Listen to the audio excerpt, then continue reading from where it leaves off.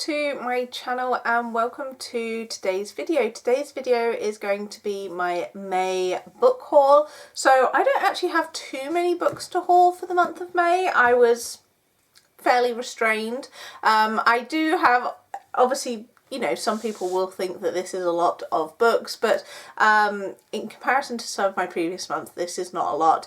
I do envisage the next few months having a few more because I have quite a lot of pre-orders that are coming out in the next few months, but this is a fairly modest haul. So without further ado, I'm going to just jump into the stacks.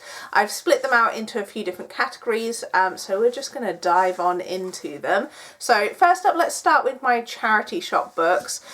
So the first one I have is The Golden Gate by Amy Chua. So I don't know anything about this book, and this was purely a cover buy, but this was only 50p. And it is a murder mystery set in the 1940s, and I think it looks like it follows this woman who's one of her family members have committed a murder, and it's like the investigation into that, I think. I don't know too much about it. I've not heard anything about it, but I was intrigued by the cover, so hopefully I'll get to that at some point. Then I have Lightlark by Alex Aster. I don't know too much about this one, but I think it is some sort of fantasy. So it looks like it's a deadly game. Every 100 years, the island of Lightlark appears for only 100 days to host a deadly game where the rulers of 6 realms fight to break their curses and win unparalleled power. So definitely interested to check this one out. I've heard good things about this series, so looking forward to diving into this one. And this one was also only 50p, so couldn't really refuse that one. And then I have two books that were £1 each. So first one is When Gracie Met the Grump by Marianne Zapata. I haven't actually read anything from this author yet, although I know she is really popular, and I do actually have a couple of her books, but when I saw this and it was only £1, I knew I couldn't refuse it. I think it's a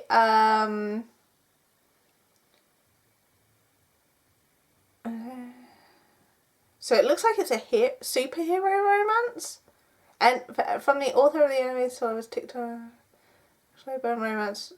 Yeah, it looks like it's a superhero romance, which is interesting. So looking forward to checking out that at some point. And then I picked up a mystery thriller book. This is called Freeze by Kate Simantz, and this one is, I did read the blurb for this one. And this one is about a reality show set on a ship and people start dying. And I love that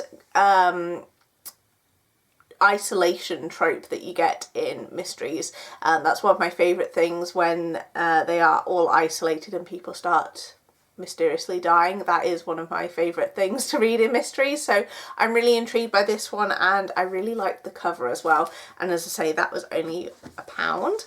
And then I have the next book, which I bought from Amazon. I was buying some other things and I of course had to add a book to my basket, and that was The Beast We Buried by D.L. Taylor. This is a new release that came out earlier in the year and was on one of my new release videos. This one I think is a young adult fantasy. I can't remember too much about what it is.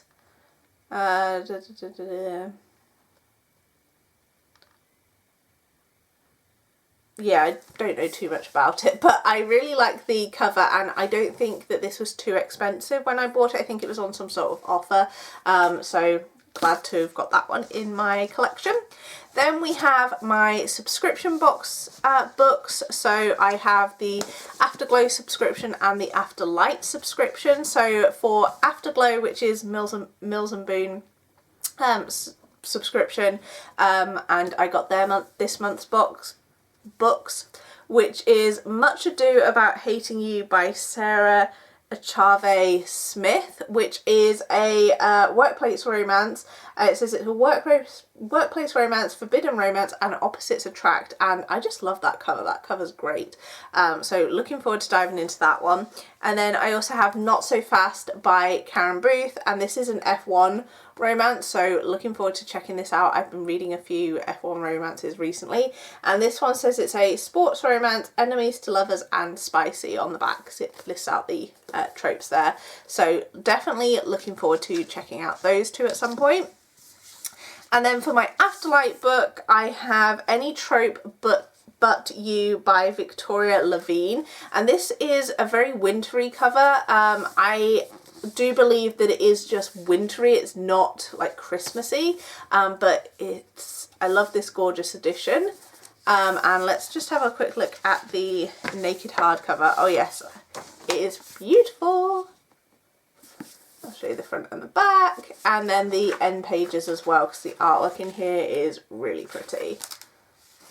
And I don't know much about this one, but I am definitely looking forward to diving into that at some point. I love this cover, so I really hope I enjoy that one. And then the last stack of books is new releases. So a couple of these were pre-orders and one is just one that I picked up in store. So we have You, Me and Forever by Laura Pavlov. This is her newest book, and she is publishing with Montlake, so Amazon's publishing house. This is going to be a series, I believe. The second one is already available for pre-order, and this is going to be a small town romance series. That is what Laura Pavlov writes, and I cannot wait to dive into this one. This one is also available on Kindle Unlimited with the read and listen feature, so I might pick up the audiobook, but I cannot wait to get into that one.